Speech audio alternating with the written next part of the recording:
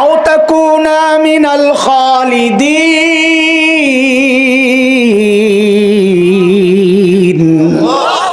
হুজুর ফল কেন খান না? বলে আল্লাহ নিষেধ করছে। আরে বেকর, আল্লাহর কথা তো বুঝেন নাই। এই ফল খাইলে জান্নাতে স্থায়ীভাবে থাকার ব্যবস্থা হবে, এটা আল্লাহ চায় না। খান। কি উপকারটা করতেছে? এখানে কি ধোকা? টোপ দিয়া আল্লাহর সিদ্ধান্তের বাহিরে নিতে চাচ্ছে। সেটা হলো আল্লাহ আদম আর হাওয়াকে জান্নাতে স্থায়ীভাবে থাকার জন্য বানান নাই, বানাইছেন দুনিয়ায় পাঠাবেন। কোন জায়গায়? কোন জায়গায়? وَإِذْ قَالَ رَبُّكَ لِلْمَلَائِكَةِ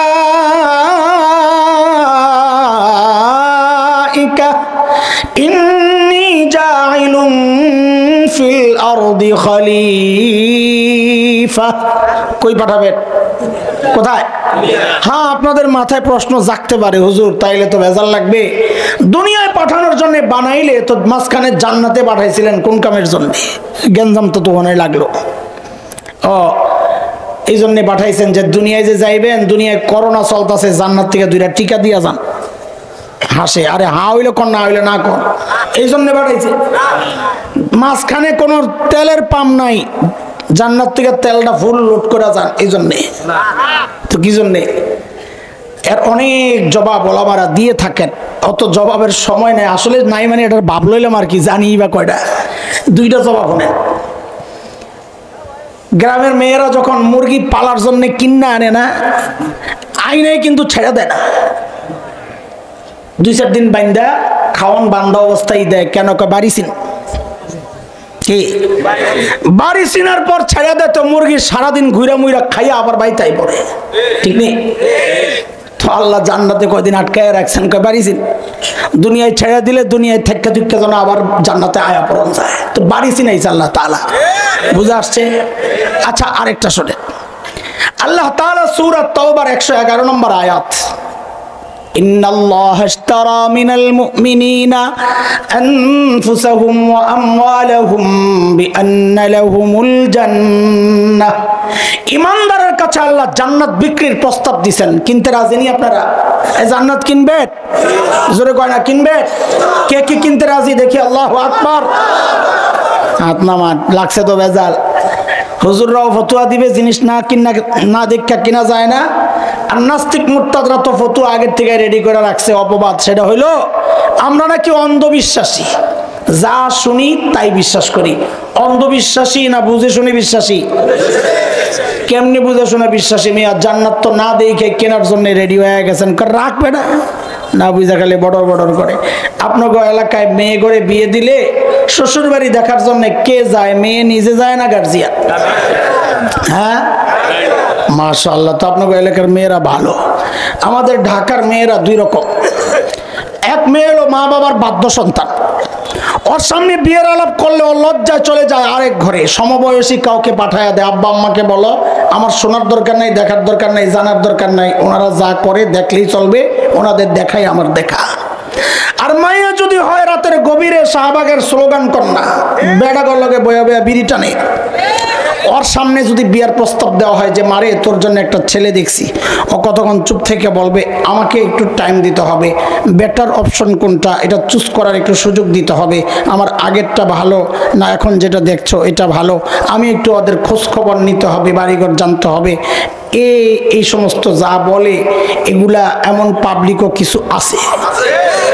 আমি আপনি করে জিজ্ঞেস করতে চাই, আপনারা মা বাবার বাধ্য সন্তান না অবাধ্য সন্তান? হ্যাঁ হ্যাঁ, তাইলে তো বুঝা সোজা। আল্লাহ তাআলা আমার বাবা মাকে জান্নাত থেকে কেন ঘুরায় আনছে? যেন কিয়ামত পর্যন্ত নাস্তিক মুরতাদদের জবান বন্ধ হয়ে যায় যে না না, আমরা জান্নাত না দেখে কেনার জন্য রেডি হই নাই, বরং আমরা মা বাবার বাধ্য সন্তান।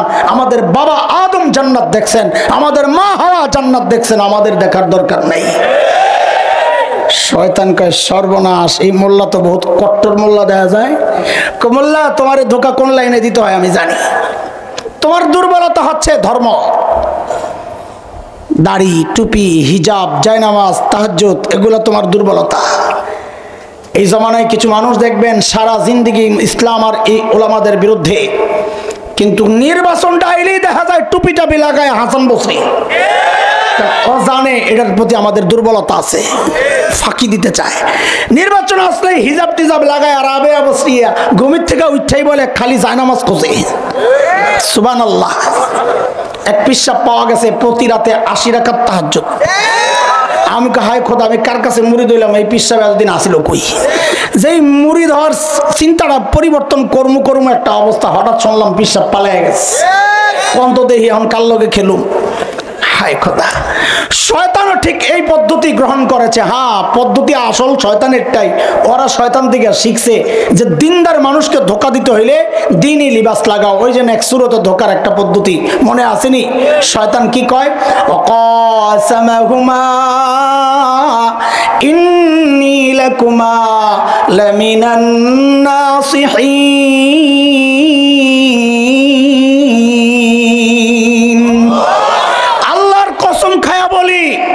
ভুল বুঝেন না, আমি শয়তান আপনাকে হিতাকাঙ্ক্ষী। শয়তান কারো হিতাকাঙ্ক্ষী হইলে তার আর শত্রু লাগে? ভারত কারো বন্ধু হইলে তারও শত্রু লাগে না। ঠিক নি কথা? আরো জোরে কর না।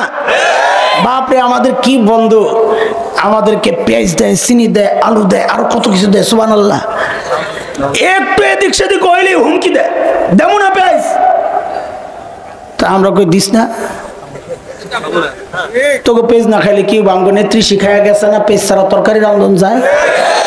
লাগবো না তোকে পেজ, যা খাও।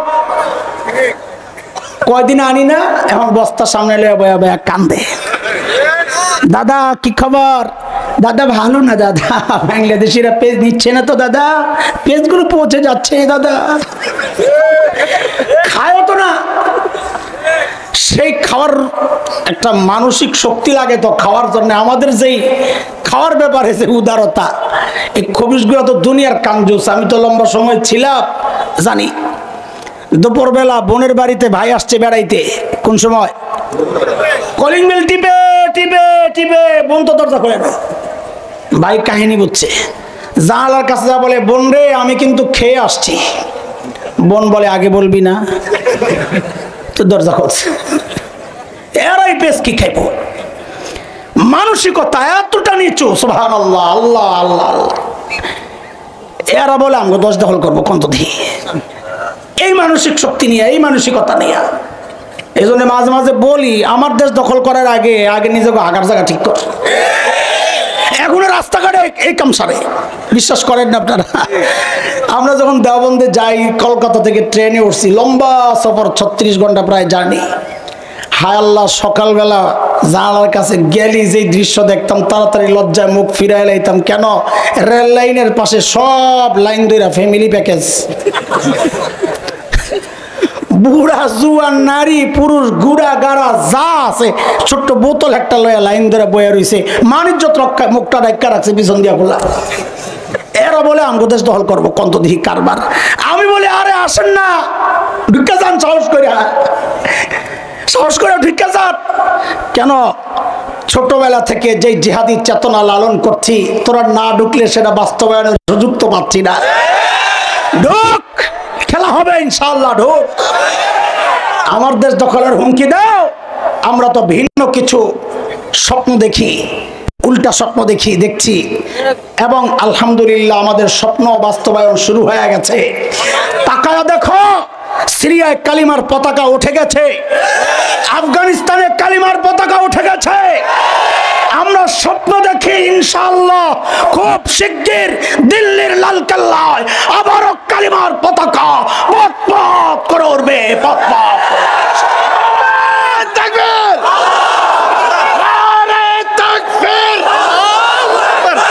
ইসলামের শত্রুরা, ইসলামের শত্রুরা, বাংলার শত্রুরা, উলামায়ে কেরামের শত্রুরা।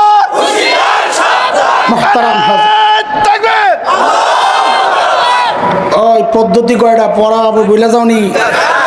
সিল্লান দিয়া পড়া বুঝলে গেলে কিন্তু সিল্লান বন্ধ করে দেব। কয়টা? 1 নাম্বার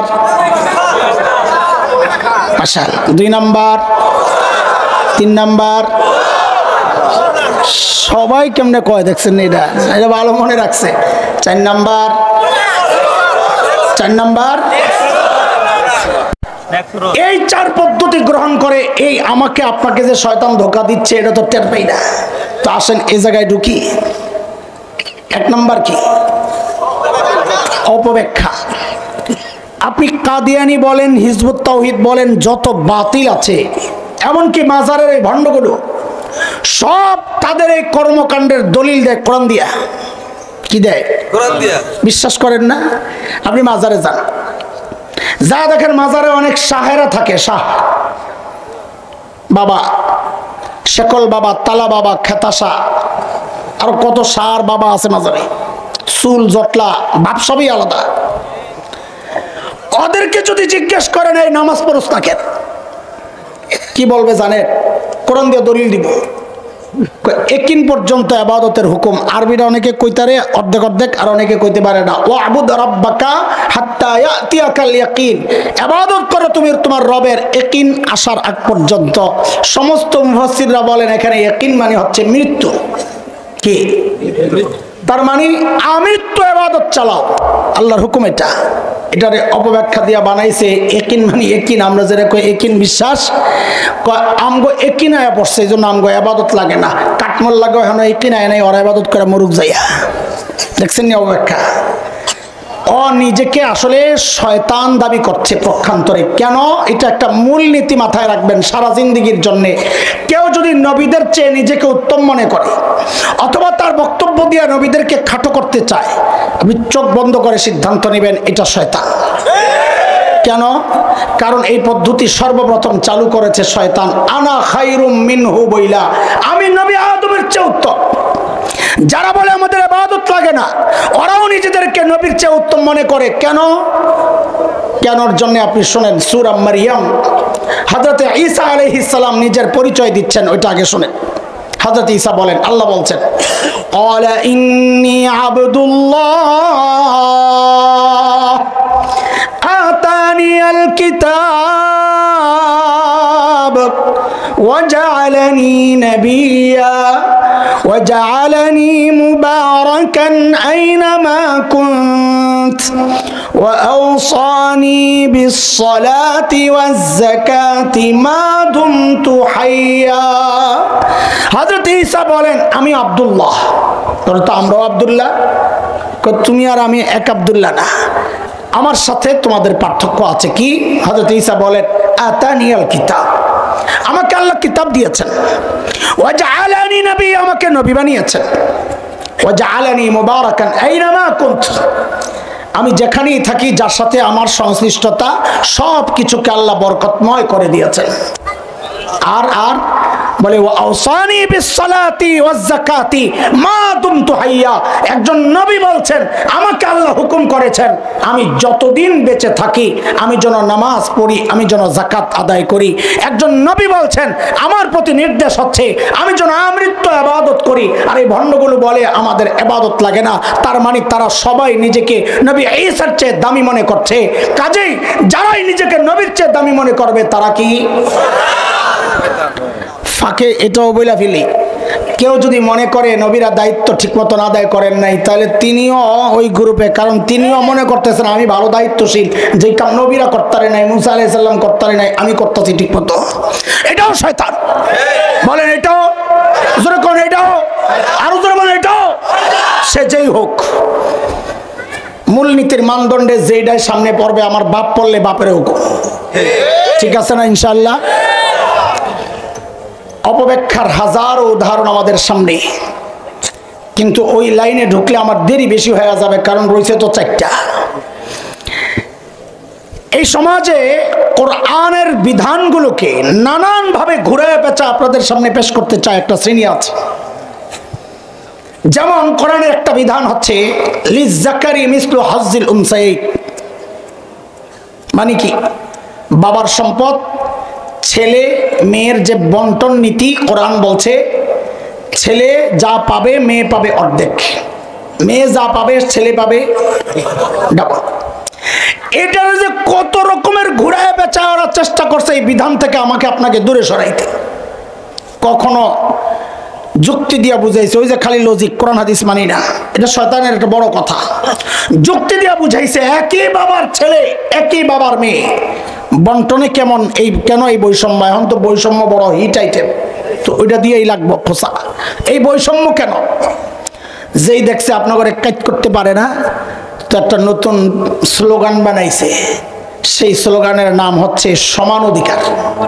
স্লোগানের নাম এটা বলার সাথে সাথে বহুজন কাইট হয়ে গেছে। আমার এক মুসল্লি কোন আমারে মহাব্বত করে, আমার কি কয় জানেন? হুজুর যাই বলেন না, এই বিধানটা লইয়া না আমার কেমন কেমন জানি লাগে। আমি একদম মুখের উপর কইয়া দিছি, আপনার ইমান লইয়া আমার কেমন কেমন জানি লাগে, কারণ এটা আমার কথা না, এটা কোরআনের কথা। সূরা আহজাব আয়াত 36 আল্লাহ বলেন, মা কানা লিমুমিনিন ওয়ালা মুমিনাহ ইযা কাদাল্লাহু ওয়া রাসূলুহু আমরা আন ইয়াকুনা লাহুমুল খিয়ারাতু মিন আমরিহিম। আল্লাহ রাসূলের কোন ফয়সালা আসার পর কেউ যদি বলে কেমন কেমন লাগে, তো আমাদের বলতে হবে তোর ঈমান লয়েও কেমন কেমন লাগে। তারপরেও আপনাদের একটু ভিতরে খসখসানি থাকতে পারে, এটা দূর করার কামই তো আমগো। যে হুজুর তো বলেন বলেন বলেন বুঝেন, এটা যৌক্তিক ফয়সালা আল্লাহর। দ্বীনের সমস্ত ফয়সালা যৌক্তিক, আমার সেই বুঝা ক্ষমতা নাই, কিন্তু সমস্ত ফয়সালাই যৌক্তিক।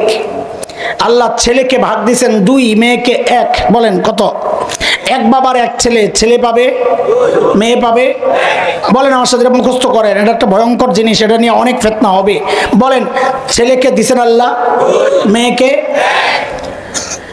এটা বুঝার আগে একটা উদাহরণ বুঝেন। আমাদের মাদ্রাসার মুহতামিম সাহেব হুজুর মিসবা ভাই বোর্ডিং ম্যানেজারে বলে, হুজুর একটু বাজারে যান, কত লাগবে দেখেন। উনি হিসাব টিসাব করে রিপোর্ট দিয়েছে, হুজুর 5000 লাগবে। কত? হুজুরে বলেন কত? আমি বারবার যা জিজ্ঞেস করবো কথাগুলো বলবেন, তো আপনাদের মুখস্থ হবে। এই 5000 কিসের জন্যে? বলেন বলেন কিসের জন্যে? হুজুর গইন্না 5000 টাকা দিছে, লন বাজারে যান। হুজুরের ছেলে একটা আছে পণ্ডিত, কাব্বু আমি একটু বাজারে যাও। যাও হুজুর, আরে বাজারে লইয়া যান। তো দেখে যে কেমন কেমন মোড়ামুড়ি করে। বাপ মা ছেলে মেয়ের স্বভাব সম্পর্কে সবচাইতে ভালো জানেন, ঠিক না? ভাই বুঝছেন ও কেন মোড়ায়, তো পকেট থেকে একটা কসকসের নোট বের করে দিয়েছেন, লহ মজা খাইস। কি জন্যে? আমার সাথে বলা না লাগলে তো কি জন্যে? 100 কসকসে। আরে কত হেডা না কইবেন, কত? কি জন্যে? বোর্ডিং ম্যানেজারকে দিছেন কত? কি জন্যে? যেই না ওরে 100 দিছে, ও 360 ডিগ্রি বলে যেটা, এমন এক মোড়া দিছে যে না কি হয়েছে, আরে কি হয়েছে বলবি তো। আশ্চর্য, কি হয়েছে বলবি তো, আমি 100 নেব না। তো কত নিবি? আমার 5000 দেওয়া লাগবে। 5000 কেন? হুজুরে দিছ, হুজুর তো বাজারে যাবে, আমিও তো যাবো, সমান অধিকার। কি অধিকার? আপনারাই বলেন, ওর এই দাবিটা যৌক্তিক না শিশুসুলভ পাগলামি? পাগলামি কিনা? অথচ এই যুক্তি দিয়াই আমাকে আপনাকে ওরা কোরআনের বিরুদ্ধে বিষয়টা গেলাইতে চায়। কেমনে? খেয়াল করেন। আল্লাহ ছেলেকে ভাগ দিয়েছেন কয়টা? দায়িত্ব দিয়েছেন 4টা। বলেন কয়টা? সবাই বলেন দায়িত্ব কয়টা? ভাগ কয়টা? দায়িত্ব কয়টা? আল্লাহ মেয়েকে ভাগ দিয়েছেন 1টা। কয়টা? দায়িত্ব আমি যেভাবে বলবো ওইভাবে বলবেন, তাহলে সংশয়বাদীদের কলিজায় যায় লাগলে সংশয় দূর হয়ে যাবে। বলেন ভাগ দিছে কয়টা? দায়িত্ব 0। আমি এমনি বলছি, সিফত মাখরাজ ঠিক মতো আদায় না করলে বেতনাম। বলেন ভাগ কয়টা? দায়িত্ব। এবার ঠিক আছে, আল্লাহ ছেলেরে ভাগ দিয়েছেন কয়টা? দায়িত্ব। কেমনে? ও ছেলে, খেয়াল করেন, ও ছেলে তুমি যদি স্বামী হও তো স্ত্রীর ভরণ পোষণের দায়িত্ব তুমি স্বামীর।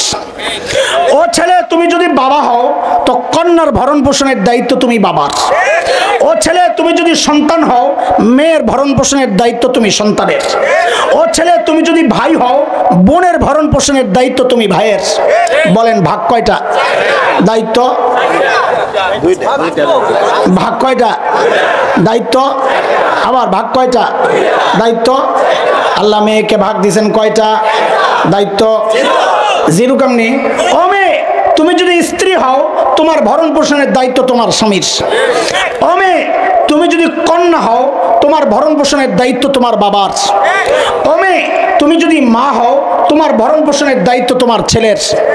ও মেয়ে তুমি যদি বোন হও, তোমার ভরণ পোষণের দায়িত্ব তোমার ভাইয়ের।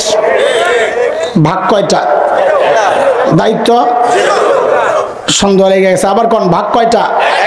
দায়িত্ব তো দায়িত্ব নাই তো ভাগ একটা কি জন্য দিছেন? কয় মজা খাইতে। কথা কয় জি, কি জন্যে বলেন, কি জন্যে? এখন এই মজা খাওয়া করুপ যদি কয় সমান অধিকার, আমারও বাজারওয়ালার মতো দুই দেওয়া লাগবে, বলেন এটা যৌক্তিক দাবি না পাগলামি? এই পাগলামি অপব্যাখ্যার মাধ্যমে আপনাদেরকে ভুলভাল বুঝাইয়া ওরা গিলাইতে চায়। আমরা মৌলবীরা অগ কাছে সব বাতিলের কাছে, ওলামারা খারাপ কেন? এই ভিতরের গোমর যে বাস করে দেয়, এটাই সমস্যা। সমস্ত বাতিলের এক নম্বর টার্গেট এই ওলামারা। কেন গোমর ফাঁস? কেন গোমর ফাঁস? শয়তানও সবচেয়ে নারাজ হুজুর উপরে যে এডির লিগে আমরা পারি না। লা হাওলা ওয়ালা কুওয়াতা পড়ে, লা হাওলা ওয়ালা কুওয়াতা ইল্লা। বলেন পদ্ধতি কয়টা? এক নাম্বার, দুই নাম্বার। অপপ্রচারটা বড় ভয়ঙ্কর, একটু শোনেন মনোযোগ দিয়া। বাংলাদেশে একটা বয়ান চলতেছে লম্বা সময় থেকে, সেটা হচ্ছে বাঙালি চেতনার বয়ান। কি বয়ান? বাঙালি চেতনা। বাঙালি চেতনার নামে আমাকে আপনাকে ওরা শিরিক করায়, অথচ আপনি বুঝা যদি প্রতিবাদ করেন, আপনার জঙ্গি, আপনাকে উগ্রবাদী, আপনাকে সাম্প্রদায়িক অপশক্তি, শেষ কিচ্ছু না পারলে পাকিস্তানের দোষ। দেশকে হুজুররা পাকিস্তান বানাইতে চায়, তো তুমি যে ভারত বানাইতে চাও এটা কও না। এটা কইলেই সমস্যা, এটা কইলে হাজী সাহেবের মুখ খারাপ। কথা ঠিক কিনা? এই বয়ানের মধ্যে এর সামনে আসবে কদিন পরে, আমি তো আর আসুন না, এই জন্য আগে কইয়া যাই। সেটা হচ্ছে একটা বয়ান দিবে বাঙালি চেতনার নামে, বৈশাখীর বয়ান দিব একটা, পহেলা বৈশাখ আসবে। কত বয়ান দিয়ে যে ভিতরে আমাদেরকে শিরিক করায় আমরা তো টের পাই না। ভিতরে শিরিক, উপরের পোটলা পাল্টাইছে, পোটলার নাম বাঙালি চেতনা। আমরা কারো ধর্ম বিশ্বাসে আঘাত দেওয়ার জন্য, ভিন্ন ধর্মী কেউ থাকলে আমাদের কথা শুনলে মাইন্ড করেন না। কারো ধর্ম বিশ্বাসে আঘাত দেওয়া আমাদের কাজ না, উদ্দেশ্য ওইটা না। কিন্তু অন্যের ধর্ম বিশ্বাস নতুন মোড়কে, আমাকে বাঙালি চেতনার মোড়কে গিলাইতে আসলে আমার তো এটা অধিকার আছে, এই বিষ আমি খাবো না, আমার ভাইকেও খেতে দিব না। এটা অধিকার আছে কি নাই? আছে না নাই? আমি খুব সংক্ষেপ করছি কারণ আগাইতে হবে। এই যে একটা অপপ্রচার, এই বয়ানটা একটা মিছিল বের করবে সকালবেলা, মিছিলের নাম, মিছিলের নাম এটা তো গান, এসো হে বৈশাখ, এসো মঙ্গল শোভাযাত্রা, মাশাআল্লাহ। মিছিলের নাম ভালো কথা, মঙ্গলের মিছিল বের করছো, ভালো কথা। কিন্তু সামনে পেঁচা লইছো কেন? জবাব দাও, জবাব দেয় না, খালি দৌড়ি দেয়, জবাব দেয় না। দিবে কোত্থেকে? সামনে পেঁচা আনছো কেন? পেঁচা কি বাঙালি নাকি? হুজুররা ওলামারা জানেন ভাষার পরিবর্তন মানুষের জন্য এটা আল্লাহর কুদরত। সূরা লোকমানে আসছে, ওমিন আয়াতিহি খালকুস সামাওয়াতি ওয়াল আরদ ওয়া ইখতিলাফু আলসিনাতিকুম ওয়া আলওয়ানিকুম। মানুষের ব্যাপারে এটা, জীবজন্তু, সমস্ত দুনিয়ার জীবজন্তুর ভাষা এক। বাংলাদেশের গরু ডাক দেয় হাম্বা, ইন্ডিয়ার গরু বুঝি ডাক দেয় আম্মা। কি হাম্বাই? ওরা গরুর আম্মা কয়, কিন্তু গরু কিন্তু হাম্বাই কয়, ঠিক কিনা? বাংলাদেশের বিলাই ডাক দেয় মেও, আমেরিকার বিলাই ডাক দেয় কি? কেন? সব জীবজন্তুর ভাষা কি? তাইলে পেঁচাইলো কেন? জিজ্ঞেস করছেন কোনোদিন কাউকে? আপনি জিজ্ঞেস করলে আপনিও আমগো মতন জঙ্গি হয়ে যাবেন গা। এগো ভাষাই কয়টা? যুদ্ধাপরাধী, পাকিস্তানের দোসর, রাজাকার, হ্যাঁ জঙ্গি, এই কয়টা। কালামানিক কারে যদি বয়া দেন যে তুই আধা ঘন্টা কথা কর, তো দেখবেন আধা ঘন্টার মধ্যে অর্ধেক সময় যাবো এই শব্দটি বাদ দিলে জবান বন্ধ হয়ে যায়। এই জন্য পাবলিক রাস্তায় পাইলে কুত্তার মতন পিড়াইয়া কলা পাতায় হয়ে হয়, ঠিক কিনা? এমন জায়গায় লাথি মারছে জীবনের কোনো আর ভরসা নাই, শেষ।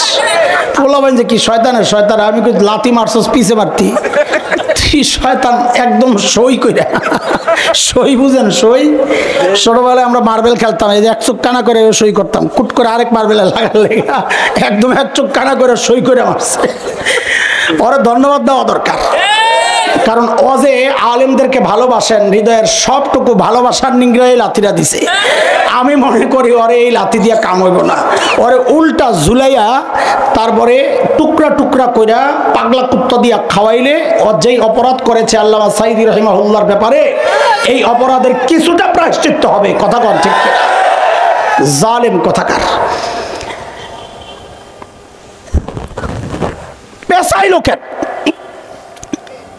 এখন ভিতর থেকে বাইর করতে যায় দেখে হায় খোদা, এটা তো পুরাটাই হিন্দুদের বিশ্বাসের সাথে সম্পর্কীয়। কি বিশ্বাস? হিন্দুরা বিশ্বাস করে সমস্ত ভাগ্যের মালিক, মঙ্গলের মালিক মা লক্ষ্মী দেবী। মঙ্গলের মালিক কে? আরো আসতে পার না, এই কথাটাও জোরে বলা যায় না। আল্লাহ বলেছেন সূরা আরাফ আয়াত 188 188, মালিক বলেন কুল্লা আমলিকু লিনাফসি নাফআন ওয়ালা দাররা ইল্লা মা শাআ আল্লাহ।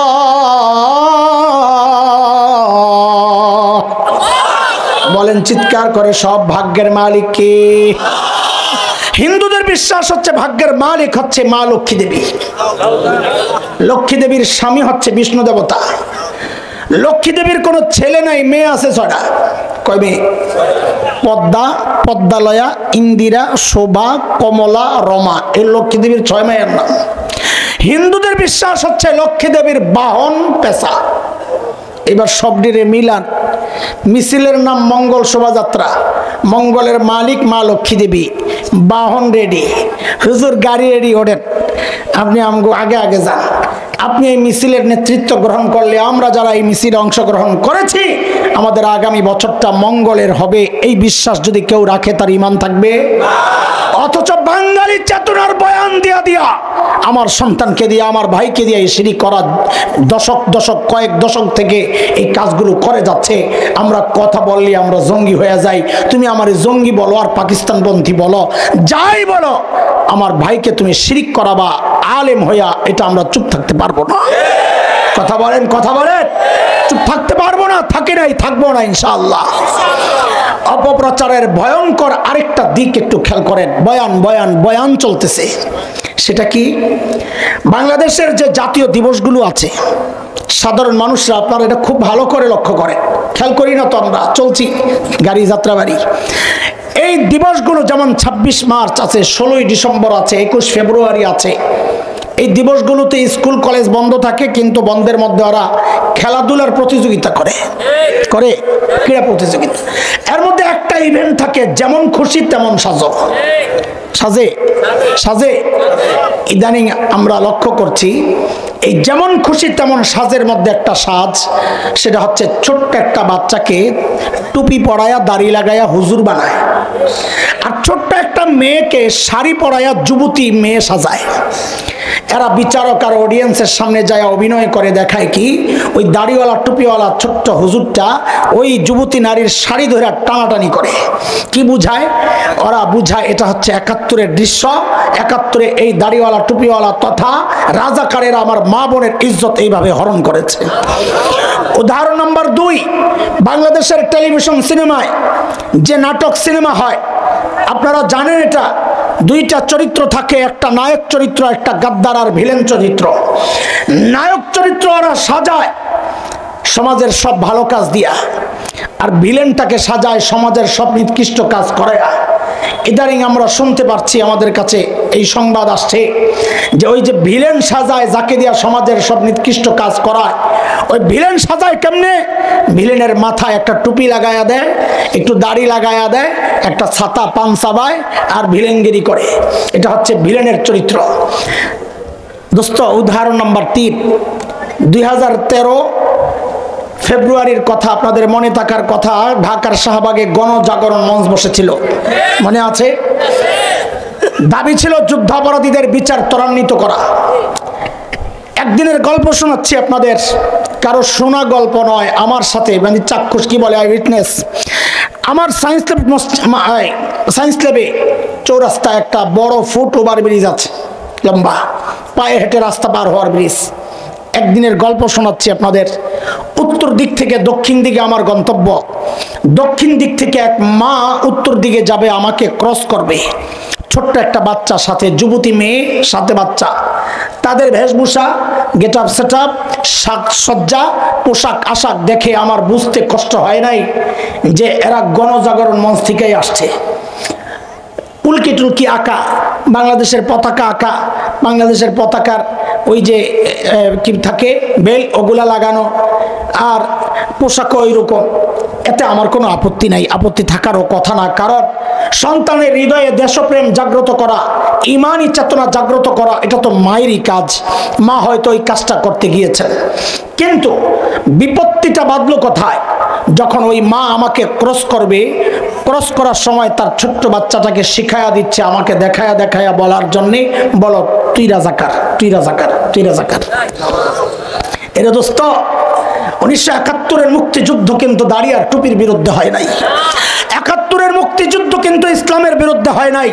তুমি ইতিহাস তালাশ করে দেখো, 7ই মার্চের যেই ভাষণ নিয়ে গর্ব করো, সেদিন তিনি বলেছিলেন এবারের সংগ্রাম মুক্তির সংগ্রাম, রক্ত যখন দিয়েছি আরো দেব, এদেশকে মুক্ত করে ছাড়বো ইনশাআল্লাহ। ইনশাআল্লাহ উচ্চারণ করা সেই ভাষণ, সেই আহ্বান ইসলামের বিরুদ্ধে সেই যুদ্ধ হতে পারে না। ইতিহাস আমরাও পড়েছি, আপনারাও আরেকবার পাঠ করেন, যান মুক্তিযুদ্ধ জাদুঘরে যান, সেখানে আগারগাঁয়ে যায় দেখেন, ইতিহাসের সাক্ষী হয়ে এখনো বহু পোস্টার দেয়ালে সাঁটানো আছে। রাজাকারদেরকে গ্রেফতার করা হয়েছিল যে, সেখানে আমরা দেখেছি। কে বলেছে তোমাকে বাতাস দিতে? সেখানে আমরা দেখেছি অধিকাংশ রাজাকারের মুখে দাড়ি নাই, মাথায় টুপি নাই। কয়েক বছর আগে আমরা দেখেছি এক সংগঠন মুক্তিযোদ্ধাদেরকে সম্মাননা ক্রেস্ট দিয়েছে। আমরা গর্বের সাথে লক্ষ্য করেছি অধিকাংশ মুক্তিযোদ্ধার মাথায় টুপি, মুখে দাড়ি। ইতিহাস থেকে আমরা জেনেছি বহু মুক্তিযোদ্ধা অভিযানে বের হওয়ার সময় 2 রাকাত সালাতুল হাজত পড়ে তারপরে বের হতেন। তাইলে আমাদের জানতে চাওয়া, জিজ্ঞাসা, এরা কারা যারা মুক্তিযুদ্ধকে দাড়ির বিরুদ্ধে দাঁড় করাতে চায়, মুক্তিযুদ্ধকে টুপির বিরুদ্ধে দাঁড় করাতে চায়? আমাদের স্পষ্ট কথা, এটা হচ্ছে সেই গ্রুপ যারা অপপ্রচারের মাধ্যমে একটা নষ্ট প্রজন্ম তৈরি করতে চাচ্ছে, যারা হৃদয়ে দাড়ির প্রতি, টুপির প্রতি ঘৃণা লালন করবে।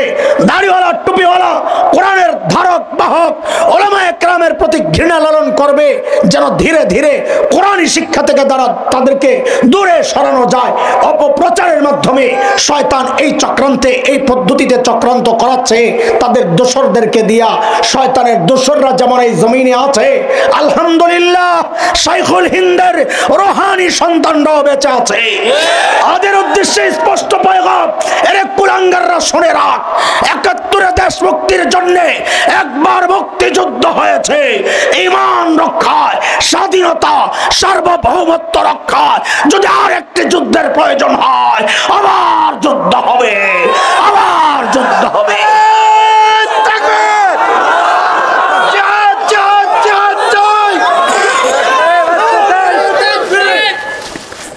মুহতারাম হাজরিন, পদ্ধতি কয়টা বলেন? 1 নাম্বার, 2 নাম্বার, বুঝতেছেন কথা? বেশি কঠিন হয়ে যাচ্ছে? হায় আল্লাহ। 3 নাম্বার, মূলের ব্যাখ্যা দেব না, কারণ আমগো উপরে বেশি পড়বো না, থাক না, সমস্যা।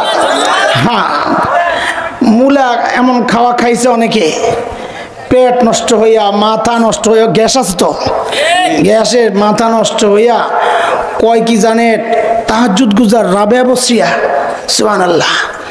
এক গোপালী মোল্লাই তো কইছিল সেজদা জায়েজ হইলে সেজদা দেওয়ান লাগতো, এত কাজ করছে, সুবহানাল্লাহ। আমি কি জুতা পেটা তো জায়েজ, তোরে পাইলি পিডাম। সেজদা জায়েজ হইলে করতি, জুতা পেটা, তোরে জুতা পেটা করা জায়েজ ফতুয়া দিলাম, তোর দেখলি জুতা পেটা। যারা ফ্যাসিস্টকে বলে তাকে সেজদা করা যেত, ওরে ঝুলাইয়া পিটার দরকার। মূল এমন খাওয়া খাইছে রে ভাই, পেট নষ্ট হইয়া মাথাও নষ্ট হয়ে গেছে। একজনের তো মাথা বেশি নষ্ট হইয়া ফ্যাসিস্টে কয়ে লাইছে, আম্মা কি কয়ে লাইছে, আম্মা। এটা মূলার প্রভাব, বেচারার দোষ দিয়া লাভ নাই। কি কর মূলার একটা পার্শ্ব প্রতিক্রিয়া আছে না, ওই পার্শ্ব প্রতিক্রিয়া বেশি উঠে গেছে, তাল ডাক্তার নাই, মাথায় উঠে গেছে তাল। আল্লাহ আমাদেরকে হেফাজত করে। বাংলাদেশের সমস্ত দায়িত্বশীল আলেমের সামনে মূলা ঝুলেছে, কিন্তু আলহামদুলিল্লাহ গুটি কয়েকজন ছাড়া অধিকাংশই মূলার মধ্যে জুতা দিয়ে বাড়ি দিছে, যার কারণে জেলখানায় যাওয়া লাগছে অথবা পালায়া পালায়া থাকা লাগছে। কেউ ধরছে, এদেরকে সম্মানিত করা হয়েছে, কিন্তু আল্লাহ এমন বেইজ্জতি করছে এখন আর পালানোরও জায়গা পায় না। কথা ঠিক কিনা বলেন? হ্যাঁ, কওম মিল্লাতের সাথে গাদ্দারি করলে আল্লাহ তাকে বেইজ্জতি করবেন, এটা আল্লাহর ফয়সালা, করবেন। 3 নাম্বার গেল, এই বিষয়ের কথা বলতে রাজি না, বলেন 4 নাম্বার। হ্যাঁ বলেন এইটা বলে আমরা শেষ করব, অল্প কয়েকটা মিনিট আমি আপনাদের কাছে একটু সময় চাই।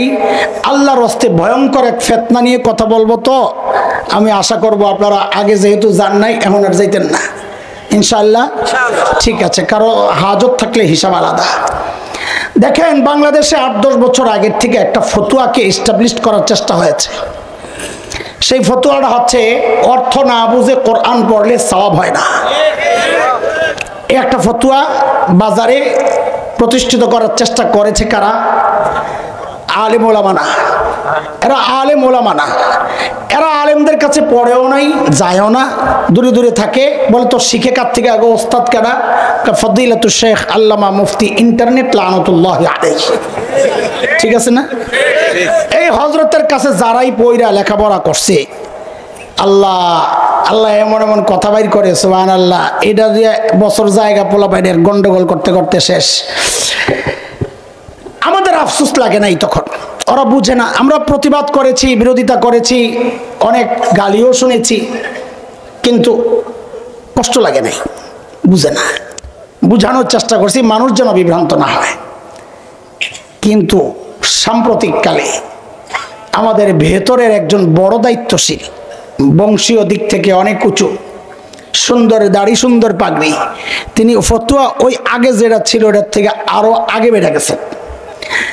আগের ওয়ালারা খালি বলছে অর্থ না বুঝে পড়লে সওয়াব হবে না, বাস শেষ, কোনো আসামি বানায় নেই। কিন্তু সেই মানুষটা, আমাদের মানুষটা আসামিও বানাই দিলেন কি, যে অর্থ না বুঝে পড়লে সওয়াব তো পাবেই না, উল্টা দাড়ি কাটলে, দাড়ি ছাঁচলে যেই গুনাহ, ওয়াজিব তরকের গুনাহ, সেই অর্থ না বুঝে কোরআন পড়লে তার আমল নামায়ও সেই ওয়াজিব তরকের গুনাহ আল্লাহ উঠায় দেবে। এখানে একটা পরীক্ষা হয়ে যাক। আপনারা যারা আলেম না, মাদ্রাসায় পড়েন নাই,